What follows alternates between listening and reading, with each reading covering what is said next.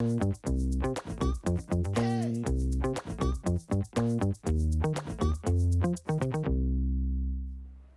nosso papo de esquina hoje é com a comandante aqui do 2º Grupamento de Corpo de Bombeiros Militar de Dourados, Cláudia Caroline, mas o nome é bem extenso. Rodrigues Ribeiro Porto.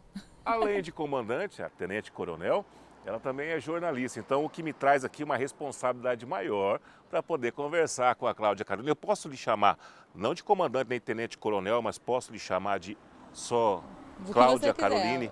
Pode me chamar, fica à vontade. Primeiro, Cláudia, prazer. Carol. Primeiro, é um prazer ter você aqui no nosso Papo de Esquina. Contar um pouco da sua vida, de como foi a sua infância, até a sua chegada aqui em Dourados também, como a primeira comandante aqui do nosso Corpo de Bombeiros, nosso grupamento. Você é de onde? De que região? De que cidade? Conta um pouquinho como é que foi a sua infância.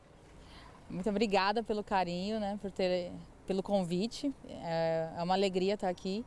Eu sou campograndense, eu nasci em Campo Grande, sou filha da Zenir e do Luiz, sou filha única.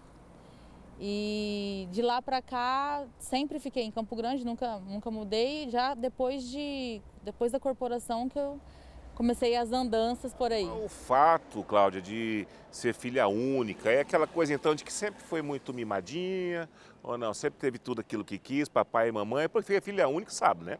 Às vezes, quando é criança, até birra faz no supermercado. Você era esse tipo de criança ou não? Eu era uma criança muito quieta, né? Na verdade, minha mãe não teve problema nenhum, meus pais, né? Não tiveram nenhum problema comigo na infância. Que maravilha, né? Eu né? falo que eu fui dar trabalho depois de adulta. Depois de adulta. Foi virar bombeira, né? Viajar, sair. E aí, qual que era o teu sonho, assim? Quando você já chegou na adolescência, a gente sempre pensa em ser alguma coisa, né? Sim. E você já tinha a pretensão de uma profissão ou não? Ela foi surgindo aos poucos, ao longo da sua vida? O meu sonho era ser jornalista. Eu sempre quis, eu via a Fátima Bernardes lá, apresentando o Jornal Nacional e eu falava assim, nossa, eu quero ser assim, eu quero ser da TV, né?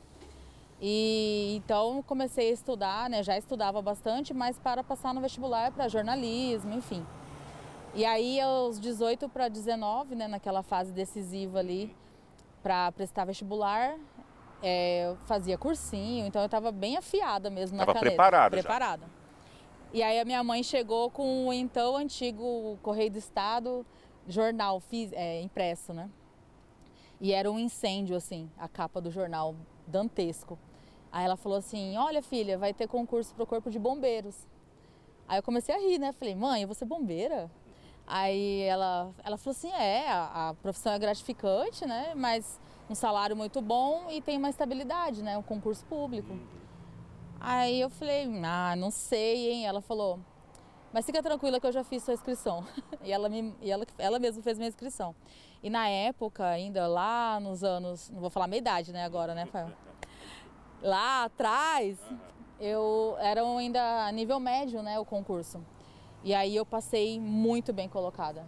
E aí naquela época você passou para o concurso, então tua mãe deve ter ficado muito feliz porque ela que fez a sua inscrição, e o teu pai, o que ele achou nessa época? Então, e aí foi muito engraçado porque ao mesmo tempo que eu passei muito bem colocada, começaram todos os desafios, né? Porque na época não tinha também o curso de oficiais em Mato Grosso do Sul. Então era para fora do estado. E aí começou a outra parte do desafio, né? Eu fui para o Rio de Janeiro. Então eu tive que morar no Rio de Janeiro 3 anos. É um período de internato, a Academia do Rio de Janeiro.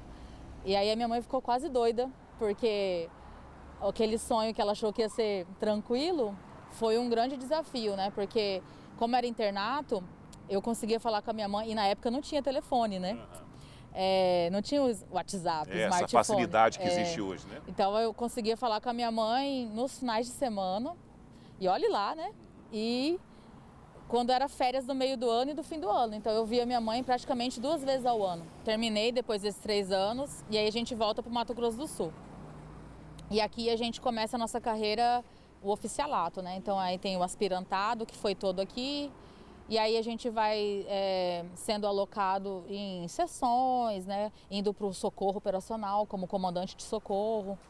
E aí foram anos assim, até 2011, eu fui convidada para comandar a Fátima do Sul.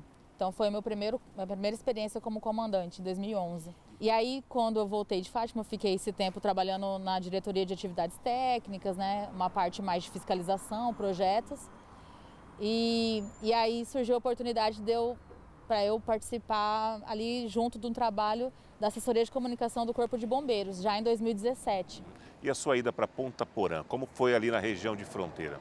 Eu recebi um convite para assumir o comando da fronteira, né, a unidade de Ponta Porã. Então, você foi como comandante? Comandante. A primeira mulher comandante de Ponta Porã? Primeira mulher comandante da fronteira. Né, primeira mulher também a comandar um grupamento de bombeiros.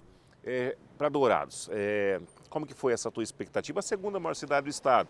Você já esteve no Rio de Janeiro, já esteve na capital do estado, morou na capital, mas Dourados é a segunda maior cidade do estado. Existe uma diferença de sentimento para assumir o comando aqui na cidade?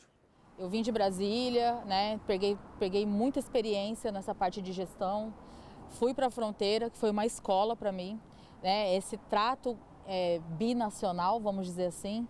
Às vezes, o Corpo de Bombeiros do Brasil é militar, na fronteira, e o do Paraguai é voluntário.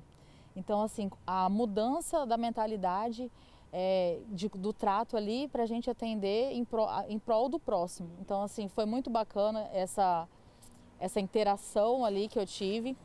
Para a gente finalizar o nosso quadro Papo de Esquina, qual a lição que você tira? Você tem muitos anos pela frente ainda, muita coisa para acontecer, mas até esse momento, o que você tira de lição daquilo tudo que você viveu e qual seria a mensagem que eu sempre peço para que as pessoas deixem uma mensagem, principalmente para os mais jovens? Nós estamos vivendo numa geração que parece estar se complicando um pouquinho mais e eu acho que uma mensagem de quem passou por muita coisa, né? Teve disciplina, teve o empurrão da mãe logo no início ali também, o apoio para poder fazer tudo isso. Qual mensagem você deixaria hoje para quem está nos assistindo?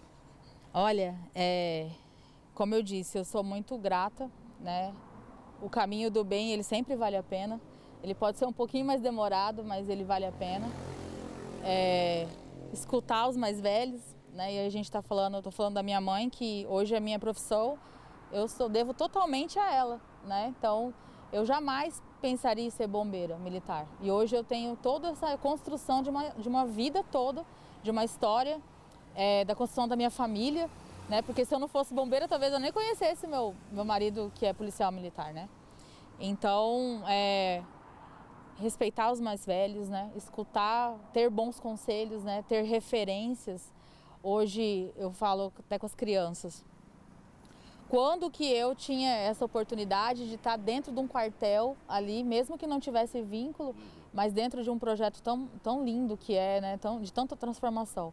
Então eu deixo um recado para quem está assistindo, no sentido, e aí falo com mulheres também, de que acredite em você, né? Acredite no que você é capaz, no que você acha que é verdade e vá até conseguir, né? Até que se atinja o objetivo. E que a gente possa ter também mais mulheres, nós temos a comandante do 3º Batalhão da Polícia Militar também, que é uma mulher, que nós possamos ter mais mulheres, mas que seja apenas uma questão de admiração pelo cargo, mas não uma surpresa. Porque a gente vê muito, uma surpresa, né? Porque são poucas mulheres no comando, né? Eu falo que eu seja a primeira de muitas, que né? seja uma coisa corriqueira, rotineira, né? Sim, que isso se torne comum. Comum. Não é exatamente. Isso? Que a gente faça a diferença, né? Exatamente. Muito obrigado pela sua participação. Que isso, prazer Sucesso, é meu. E a TV Hit está Obrigada. sempre à disposição aí para a cobertura dos projetos que vocês irão implantar daqui para frente. Estamos à disposição aqui e eu fiquei muito feliz com o convite. Esse foi o nosso Papo de Esquina.